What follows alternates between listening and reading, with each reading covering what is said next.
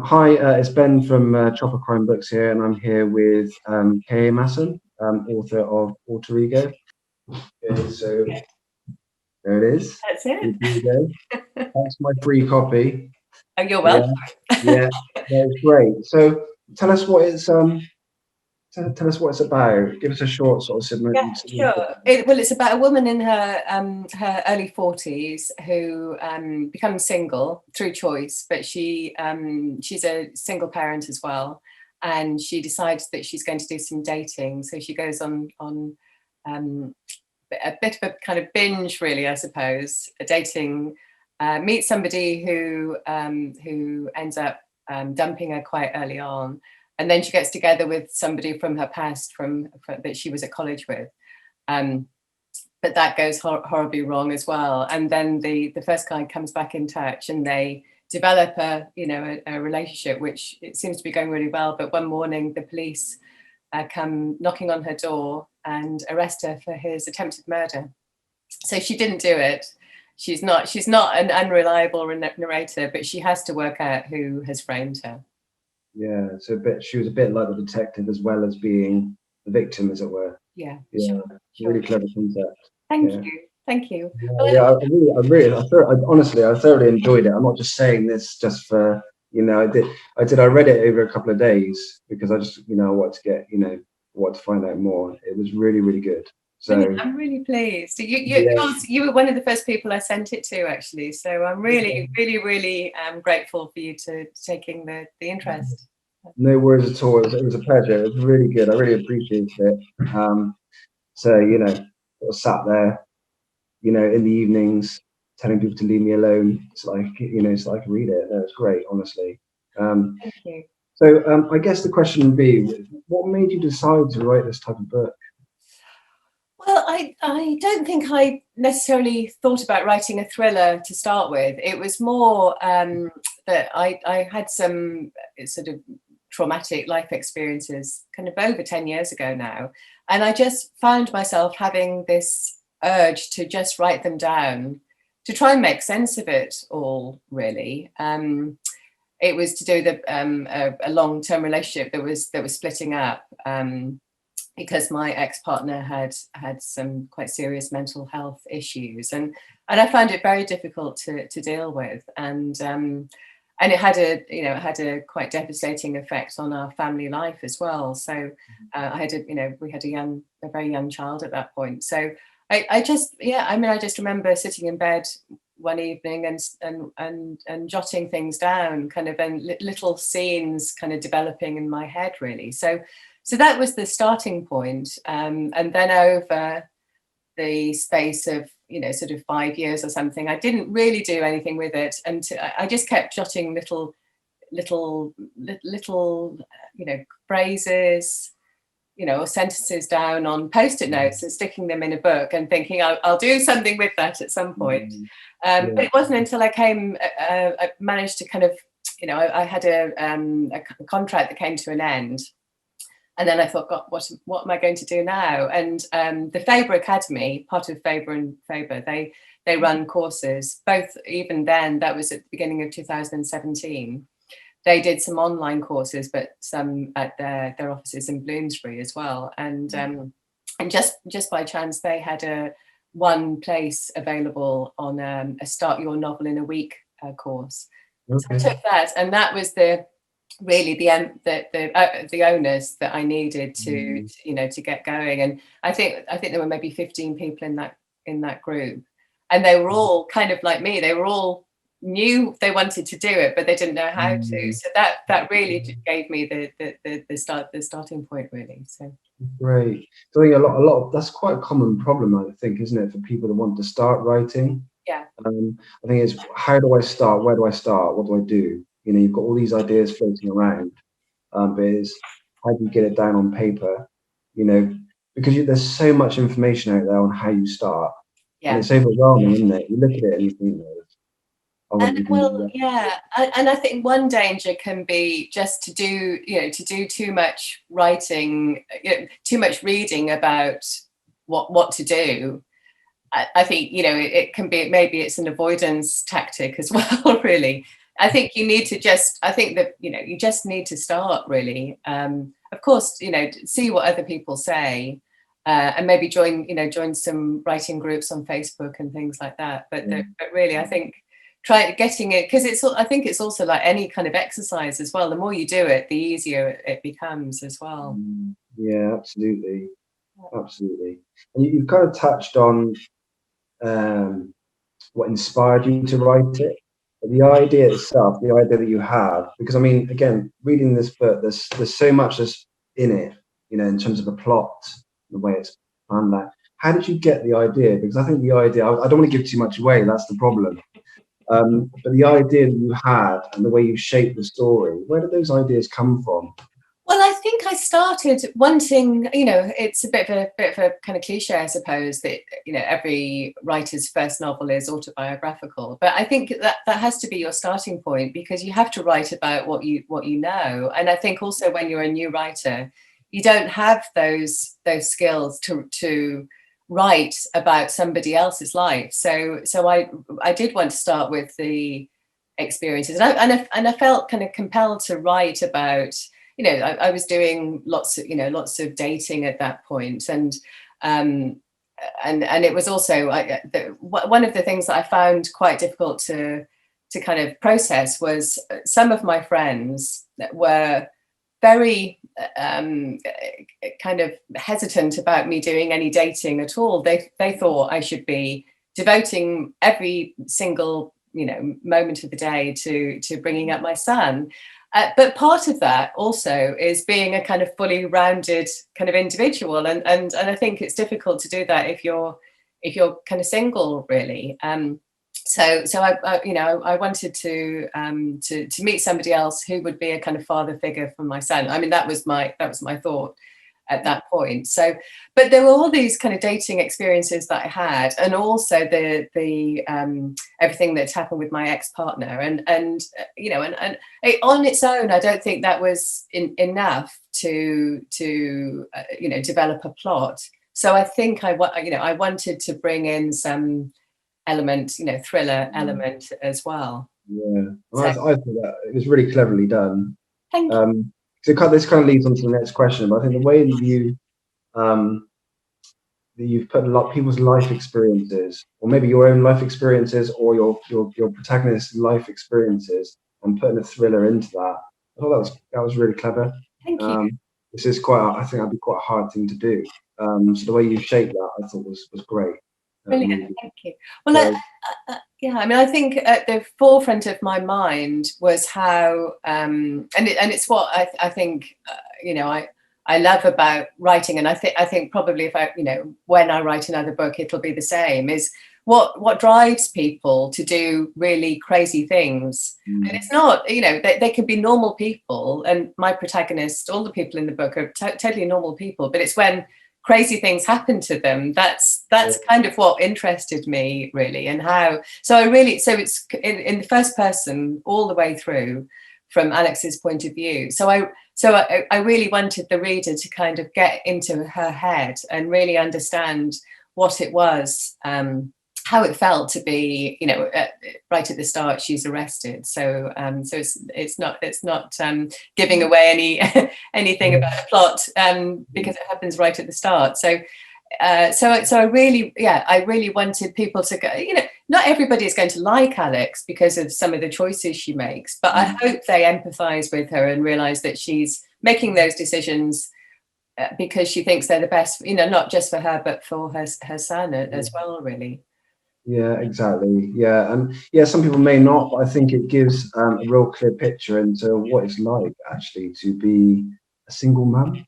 Actually, and I've said to you before, haven't I, that I know I've got friends that are single mums and what they go through, and they need to try and manage all these things on your own. I mean, I've got my partner, we've got our kids, and we do everything together. But when I'm on my own with my kids, I've got girls as well, so it's it's challenging. Yeah.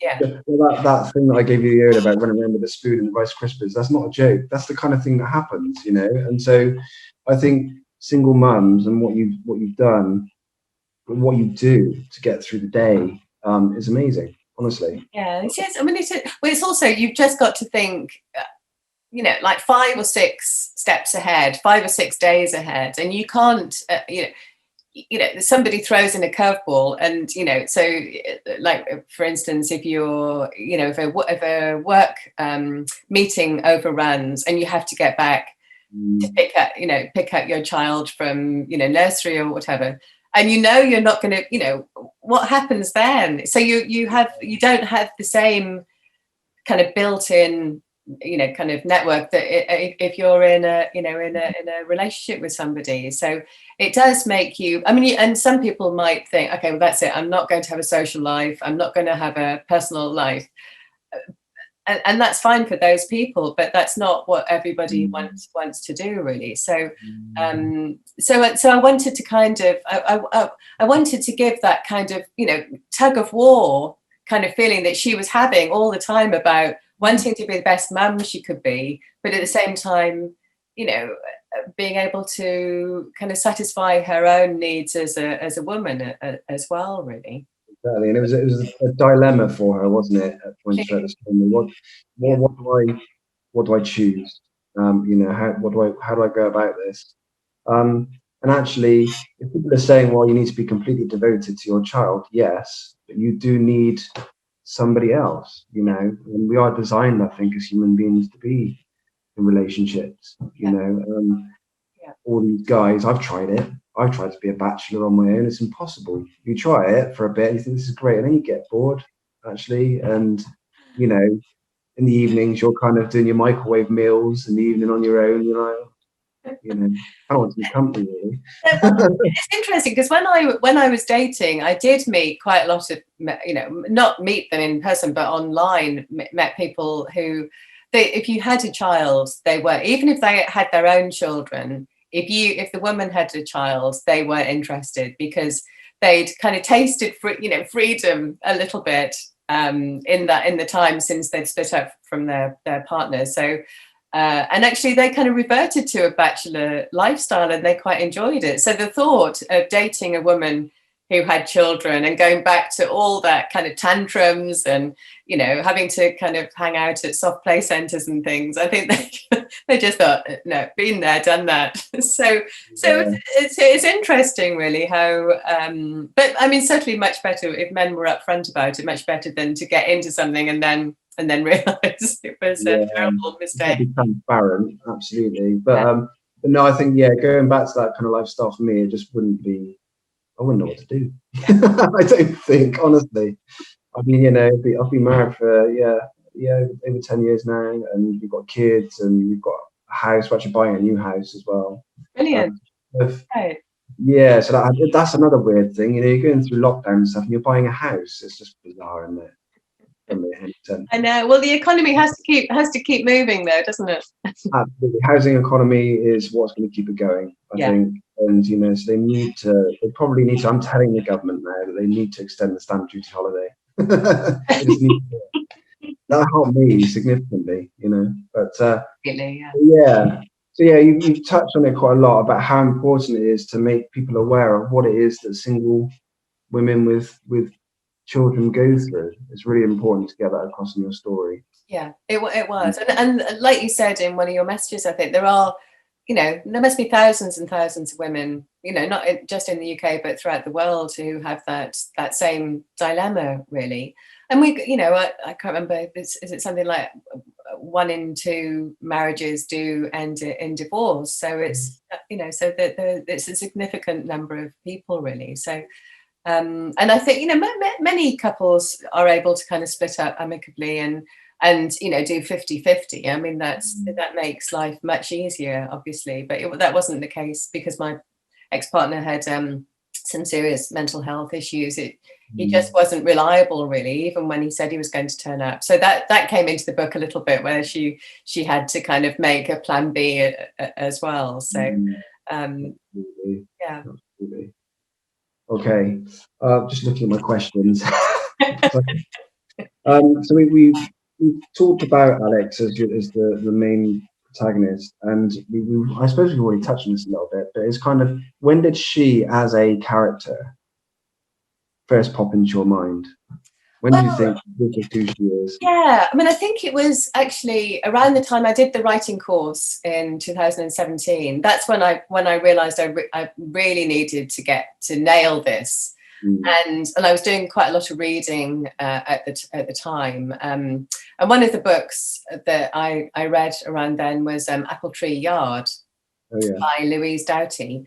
And it was the first of Louise Doughty's books I'd read, actually, and it was really I suppose also there was beginning to be a bit of a conversation, in the media about how, so many protagonists in books and films and TV were men. I mean, obviously not all, but significantly more than half were men.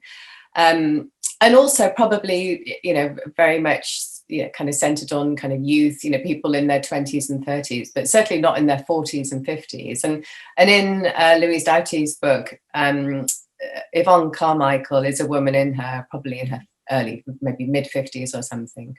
So I think that really struck me as interesting, that the book could be so centered on a woman who is middle-aged as well. I thought that was really that was really my start. That kind of gave me the confidence to write a book about a middle-aged woman, really. There's a really lovely line in Apple Tree Yard about how she regards her body as looking like a jelly baby's.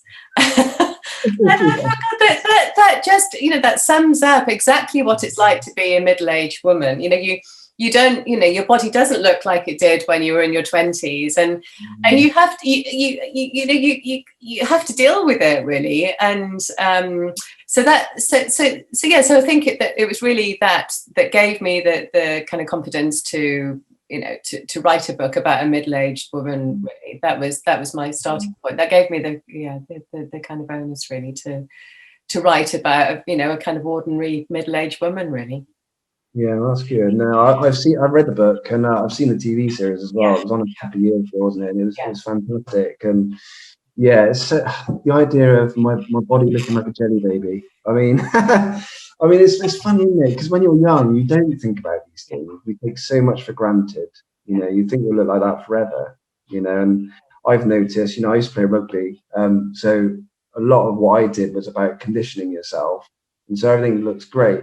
Now that I'm a dad, you do, so every now and then you kind of think, oh dear, that doesn't look great, does it? I need to sort that out. So the idea of looking like a jelly baby, that's a great line, isn't it? It's a really great line. Yeah. And it's good that she inspired you to write that as well, because I think well, when you read a lot of books, a lot of action, thriller, crime books, they do have a really sort of strong male lead who's got a bit of a chip on his shoulder because he's got lots of problems from his past, and actually you do need to be seeing more characters like Alex, or like I've got my name now, the character now. Yvonne. Characters like that, or we need to be seeing more characters from the BAME community or from the disabled community, or there's a book that I've just finished actually called Dark Pines by who's called Dark Pines. I can't remember his name. Will Dean is. Yeah, sure. It's about a female reporter, and she's deaf. So, and I think that's the kind of thing that we should be doing more of as well. Seeing more of that, not just this strong male figure that can deal with anything that's thrown in his way, like Indiana Jones, for example, something like that. It's really important to change things up, I think, and it's good that you've done that. I'll start to challenge other writers to do the same, I think. Yeah.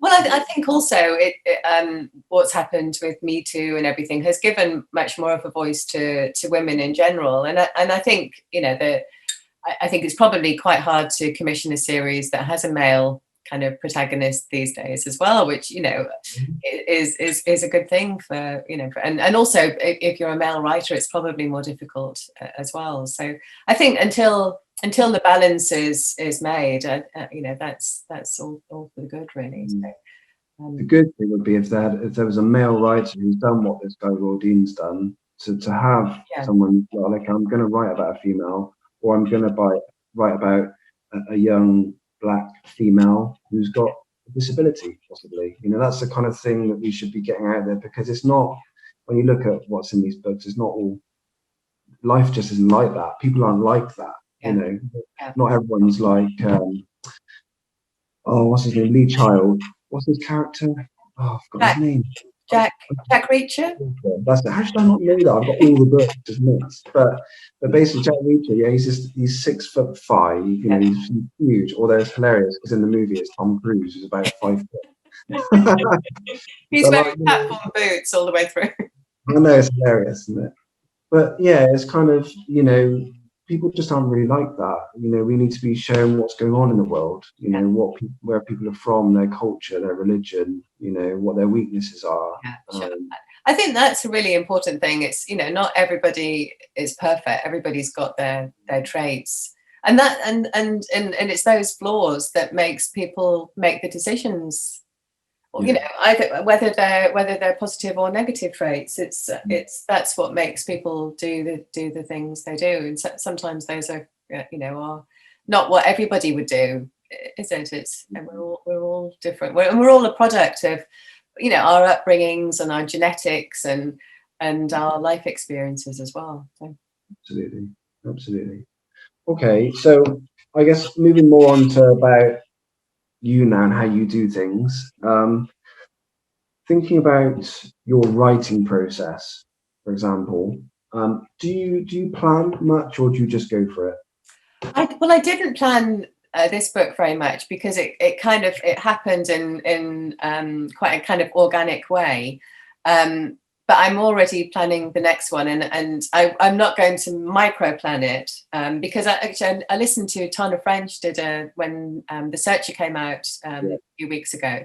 I listened to an interview that she did, and she said that she doesn't really plan either. And I think her concern about planning, I mean, I'm sure she does a bit. I'm sure her publisher wouldn't allow her not to plan at all. But I think her concern was that if you plan too much, then it takes away all the kind of happy accidents that might happen. So I think she said, and what, I mean, I absolutely love all her, you know, I've read all her books, I think. And what I love about her writing is that the characters are so beautifully drawn, and they're so,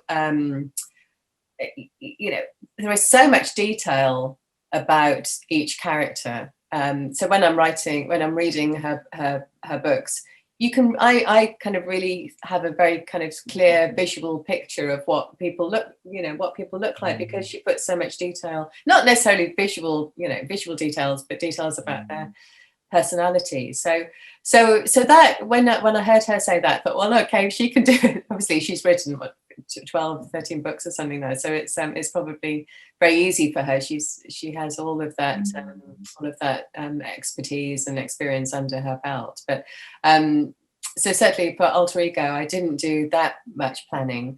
And also I'm a graphic designer, so that's what I do as my day job.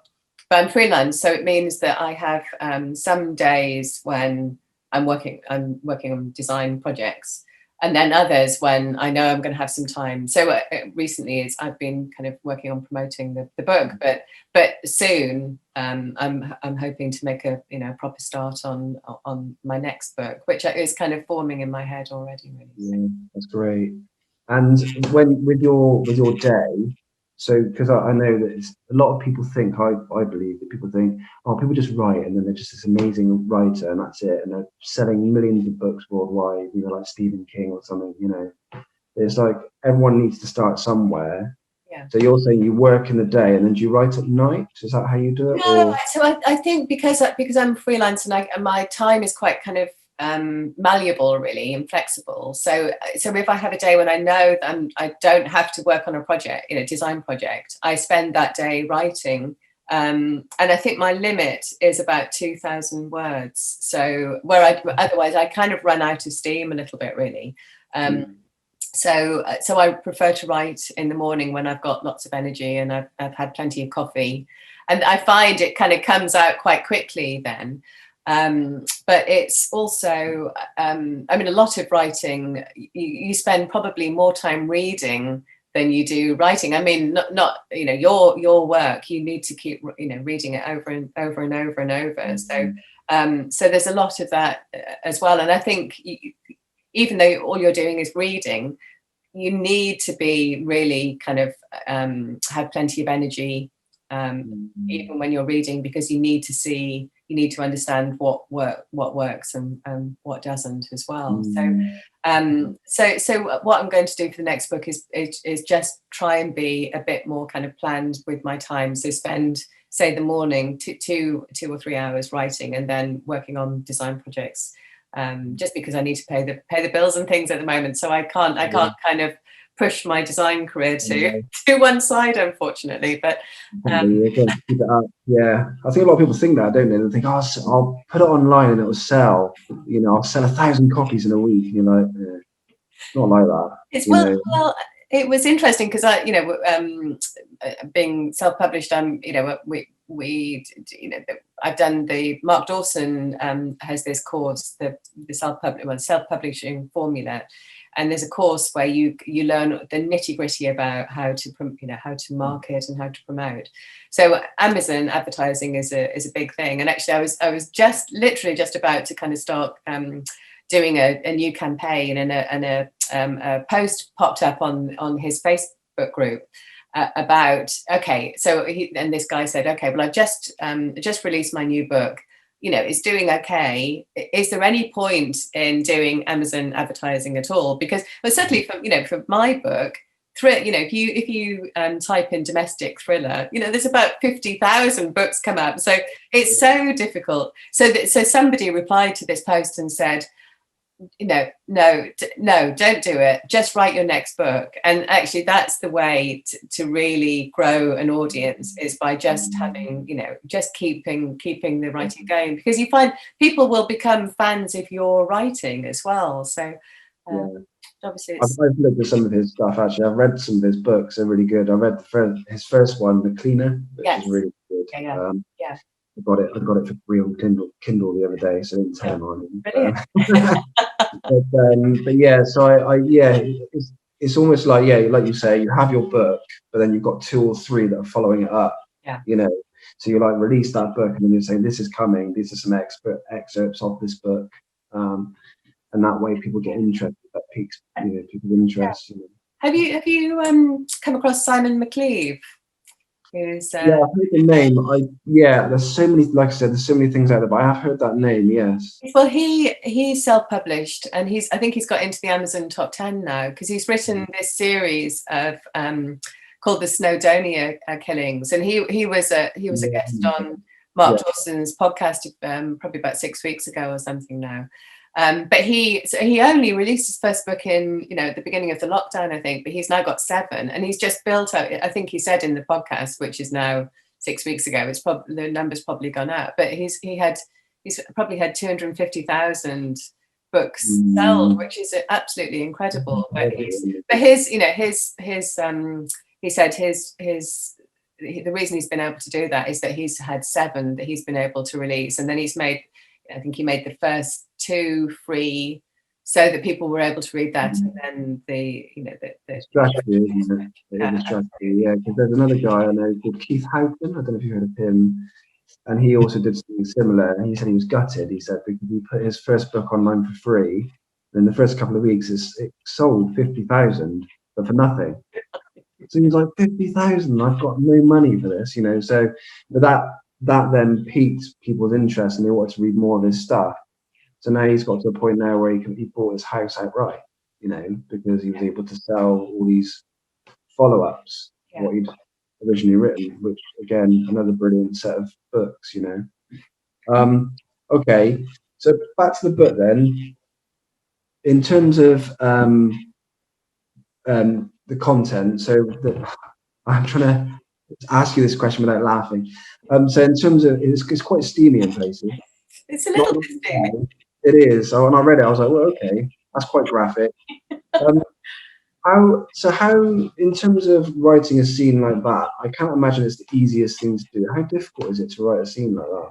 It was difficult, and I think it was partly because I hadn't really read that many books that had kind of sex scenes in that weren't either kind of quite cheesy or just kind of very, very, the lights went off and they shut the door, that kind of yeah. Or or they were just very kind of hearts and flowers. And actually, sex isn't like that. I don't think so anyway. But I think also there was something about my generation of women who, I think, not everybody obviously, but I think some women of my generation, there's this understanding that they don't like sex, that it's kind of, especially you meet somebody and you get married and you have children, and obviously to produce children you need to have sex, but once you've got the children it's kind of like, well, you don't have to bother with all that kind of nasty dirty business kind of anymore. And it's kind of, and then I know I've got friends who have basically said they don't really have a sex life because they're too tired, or or they don't want their children to overhear all of that kind of stuff. And also, I think it's kind of, there's some science behind the fact that women in their 40s, they reach their kind of sexual peak as well. So, so I kind of wanted to have a protagonist who did have a kind of sexual appetite and kind of recognized that it was an important part of her life. So, but also at the same time, I didn't want to, if I was going to have a sex scene, I didn't want it to be, kind of glossed over the kind of, the physical reality of it, really. So I suppose I just had to kind of go back to basics and kind of just really think about what it was like to be a woman and in that situation, really. Because I suppose also, historically, most sex scenes have probably been written by men as well. Yeah, exactly. Yeah. So you didn't read 50 Shades then to get your inspiration? Actually, because the books were kind of hailed as being so badly written, I never read any of them. But a friend did drag me to see the first film, and Yeah. So unrealistic, isn't it? I definitely didn't want to emulate that, but I mean, I read one page of that one of those books. Where I work, a receptionist was reading it a while back. Actually, I don't work there anymore, but a receptionist was reading it, and so I thought I'll read the first page, and I was like, "What on earth are you reading? This is terrible." It's my personal. I'm like, yeah, great. You carry on. No, but yeah, it's good the way that you've got it across again, because you do read some of these thrillers, for example. One thing I'm interested in thrillers, like, so for example, Jack Reacher running around the world trying to save people. How has he even got time? That's the first thing. And it's always very, very like quick, isn't it? And it's kind of done, But yeah, the way that you've done it, I wouldn't know how to start myself in writing something like that. But no, it's really important to get that across in this sort of book. It's not just, like I said, close the door, lights off, done. It's important to get it across that this is the reality of it. Yeah. What you've done in your book throughout with mental health, with sex scenes, with and also the way that you've got the way that the police are involved as well. Like the research that's gone into that, I think is brilliant. Because it's really sort of explained very clearly what happens through the process. Sure. I'm aware of myself and the things that I do in my work, but it's just really, really, really well done. Thank you. Well, I did have some help. My hat off, I won't, because you'll get a booth. Thank you. Well, I did have help because, I suppose I didn't think I could write a crime thriller, at all, or have a crime element, because I didn't know anything about it. But a complete fluke again. I had a Guardian, the review supplement that they have on a Saturday. On the back page, they had an ad for a Guardian masterclass about crime writing, and I thought, well, why don't I go? Why don't I go? So that I booked a place, and there was an ex chief superintendent, actually, of Brighton and Hove Police, Graham Bartlett, who retired, I think, about maybe 8 or 9 years ago now, something like that. And he now advises writers about the police procedural aspects. So, Peter James is one of his kind of major clients, Nellie Griffiths, and Mark Billingham as well. Think of a crime writer, and he's helped them. So I got talking to him, and then we had a chat, because I had this kind of plot forming in my head. So I knew that she would be arrested and probably taken to a police custody, a police station where there was a custody suite. But I didn't really know much more than that. I knew she'd be interviewed, but I didn't know what the procedures were or anything. So I had quite a few chats with him about how to, how that would happen. But I knew it wasn't a police procedural. So I didn't want to put too much of that detail in, because I just think it's a bit dull, really. So I mean, it depends on the book, obviously, but this wasn't a police procedural. So and as the book developed, there were things that I wanted to happen, but I didn't know whether it was at all possible that it would, within the realms of what the police would do. So he was absolutely, I would absolutely recommend anybody who's writing crime to talk to him, because he also has a group of friends, people that he can also recommend who are specialists as well, in psychologists, psychiatrists, crime scene kind of investigators, that kind of thing. So he can, if and because they're such experts, if he thinks that somebody would be able to give more detail, then that's what he does. So I absolutely wouldn't have been able to write it without his help. So but he also, because he's worked with so many writers, it wasn't just the police aspects. He was able to help me in terms of kind of plot as well. So it was really, and actually I've had one chat with him about my new book as well. So yeah, I'm looking forward to kind of getting down, kind of down to doing it in kind of in earnest now. So his business must be thriving, because there's a lot of police procedurals out there. There's a lot, some people have got it really, down to a T and have done it really well, like yourself. There's some where it's pretty awful. When you watch it. I mean, I'll be honest, I don't know if I should say this or not, but Luther's a brilliant TV series. And I think there's a book as well that the writer's written as well. But there's not much police procedural stuff going on there. He's just going around like checking people off buildings and stuff like that. Not sure it's what the police do. I mean, it makes for great TV.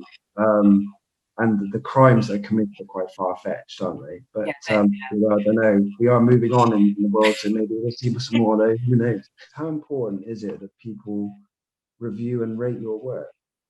It's absolutely vital. I mean, I think it's vital for all writers that they receive reviews and ratings. But for a new writer, it's absolutely the lifeblood, really. Because we need to, all writers need to reach new audiences. But when you're a new writer, you don't have an audience. So you need to be able to find that audience. And I've found that the Bookstagram community has just been incredible, so supportive and welcoming. And I wouldn't have been able to do it without people like you. So I'm really, really, really thankful. But it's so it's just, I mean, I've been totally blown away by how fantastic everybody has been, and so supportive as well. So yeah, thank you. No, it's an absolute pleasure. It's something, like I said, it's something that I've kind of started by accident, but definitely want to continue. And absolutely, with your second book, please send it to me because I want to read that one as well, and I'll review that as well. Well, yeah. I'm also writing. I don't want to give too much away, but I'm writing a kind of novella length epilogue of for Alter Ego that will just be exclusive to people who sign up to my mailing list as well. So I will send you. You'll be the first person to receive that as well. Brilliant. I look forward to that. Just quickly, favorite character in the book? But it can't be Alex. Who's your favorite character in the book? I you probably say it's Alex, but Well, I think because when you sent me the questions earlier, I did have a think. I mean, one character I really like, but she's only a very minor character, is Itsumi, who's the old Japanese lady who Alex befriends.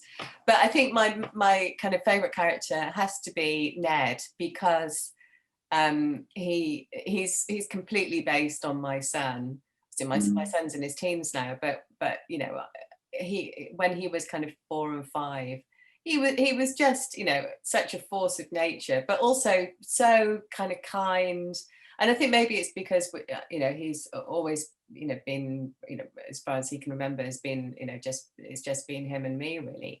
But he has this incredible ability to just, you know, protect me. He just feels like he needs to kind of protect me, not in a kind of, you know, strange way, but just in you know, that he you know, I know that he loves me very much. So I just so I wanted to kind of evoke that, you know, that really solid you know, kind of relationship that that Alex has with Ned. So yeah, so I'm going with Ned, definitely. Great choice. Great. Thank you. Okay. And if one day, you never know, it might get made into a TV series, it could get made into a movie, you don't know, do you? You have no idea. I think I was watching a video on, you know, John Mars, the author. He's written The Minders and he's written something else. He said he started writing not that long ago, and now he's got something coming on Netflix. Yeah. So I mean, that's pretty amazing. In terms of Alex and Mal, yeah, who would you have playing Alex? Well, I think I've always kind of imagined her as being kind of something like Suran Jones, you know, who was in Dr. Foster. I think I could kind of imagine her, or maybe also Anna Friel, who she played that detective in Marcella, who I thought. And I think what's lovely about Anna Friel is that she's, you know, she's just got a kind of fragility and a kind of vulnerability as well, and I kind of, you know, I think that would be important to bring out. And then Alex, Mal, sorry, I mean they both have a kind of Scottish ancestry, but neither of them have a Scottish accent, and so I kind of, I'd imagined Mal looking a bit like David Tennant, really. So if David Tennant was free, that would be good. Or somebody like John Sim, maybe, as well. And actually, I imagined Mal's voice, because actually I'm also tentatively beginning to kind of narrate an audiobook as well. So I kind of imagined Mal's voice sounding a bit like Mark Strong. You know, I know Mark Strong. Yeah. He's done a lot of things, hasn't he? He's done a lot of Hollywood stuff as well, hasn't he? More so recently. He's doing Deep State. He's doing on. Yeah, he's done Deep State. That's on Sky, isn't it? So I've watched that, and he's done something else which I've watched. Again, my mind's not working very well today, but he did another Sky drama as well recently, where he's a surgeon, I think, and he like operates on people, but underground. I think they're like criminals. Oh, okay. Really, really tough. I can't remember its name though, but that's really good. So yeah, well. Yeah. So, but, yeah, but a Hollywood version, I think maybe Emily Blunt would play Alex and Ryan Gosling as Mal. I think that would be my dream team. Is that so you could meet Ryan Gosling? Maybe. Oh, a really funny story. I remember, oh gosh, it must have been getting on for 10 years ago now, but a friend posted just before I went to bed, this is why you should never go on Facebook just before you go to bed. Yeah. And it was a long time ago, and I had, for a few years, I ran a bed and breakfast in Dorset, actually, and I had, so on Facebook, this friend had posted to another friend that at Madame Tussauds there was a new Ryan Gosling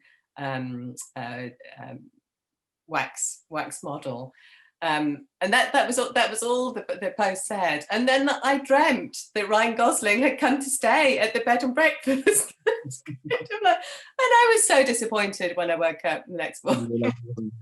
Oh no. No, but he's the sort of person I'd think that would probably come and stay at a bed and breakfast though. He's pretty down to earth. Yeah, he's pretty down to earth, I think. You know, he's quite a funny chap. Yeah. Sadly, he never did come to my. Well, you might come across them one day. You never know. You never Never know. Okay, so if I just finish off with some sort of quick fire questions. Sure. So we'll do this as quick as we can to make it quick fire. Yeah. So current read. I'm actually reading a book by another self-published author, Prisoner by Heath Gunn. He's just sent me his latest one. Khan. Yeah. Yeah, so he's asked me to review it, so I'll be reviewing that. It's quite a hefty book, but I'm looking forward to reading that. It's about a drug dealer in Southampton, isn't it? Yeah. Yes. Yeah. Excellent. So I'm looking forward to that. Yeah. Favorite authors or author? Yeah, I think we're kind of contemporary. I love Tana French and Katsuo Ishiguro. I think Never Let Me Go is probably my favorite book of all time, really. And then historically, I mean, I just, I know she's probably not the most kind of fashionable writer, but I love Daphne du Maurier's books. The characters are, again, they are psychological. Just that they were kind of never kind of portrayed as being like that, really. So, but I love her characters, like Rebecca. I just think is such a fantastic character, and My Cousin Rachel. I think they're really brilliant books. Even now, it's sort of 70 years later, 60 years later. So brilliant. Okay. Favorite TV series? You have one? Yeah, I think if I had, with a gun to my head, I would choose Spiral, the French TV kind of detective series. It's just, I think the 8th series is coming out soon, so I'm kind of scouring the, BBC 4's schedule to see when it's going to be landing. Yeah, no, that is good. I've watched a couple of series of that one. It is great. I find a lot of the European TV series are really, really good. Yeah. Especially the Scandinavian ones as well. Yeah, But, absolutely. We're currently watching Defending Jacob on Apple TV. Oh, okay. Who's in that? It's got. Did you ever watch Downton Abbey? I've never watched Downton Abbey. No, I was forced to watch that when we were dating, actually. So I've watched quite a few. There's an actress in that called Michelle Dockery. Right. And she's actually English, but she plays an American. Sure. And it's got. Did you ever watch Captain America? No, I haven't. Captain America, so the actor Chris Pine, is that his name? Oh, okay, yeah, sure. I know. Yeah, no, I know. It's really, really good. Really good.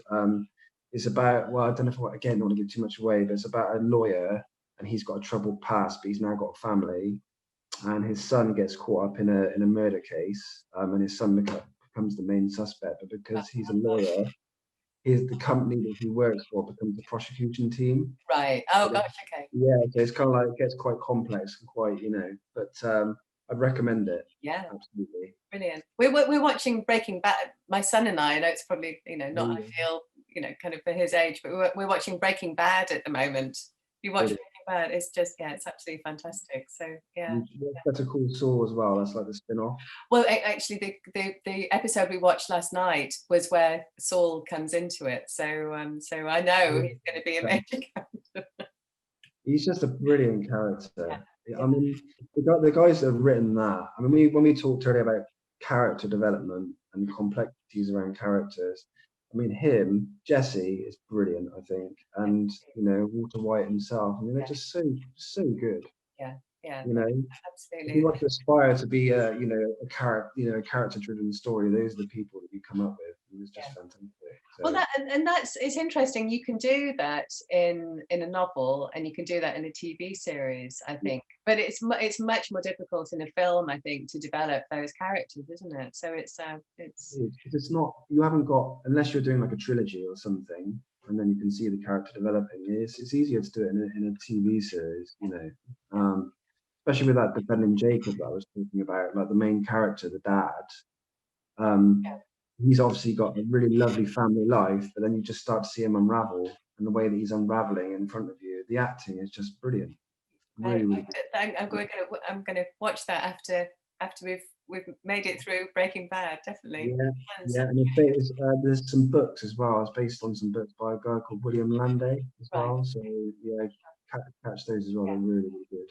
So, favorite actor or actress? Oh gosh, who's my favorite actor? God, do you know what? I'm going to have to. My mind's gone. Okay. I've got a female and a male.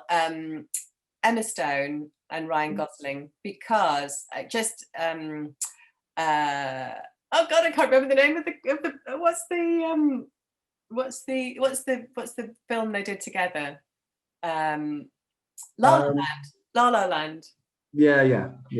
I just love that film, and I think you have kind of clips from films, little scenes that you kind of stick in your head.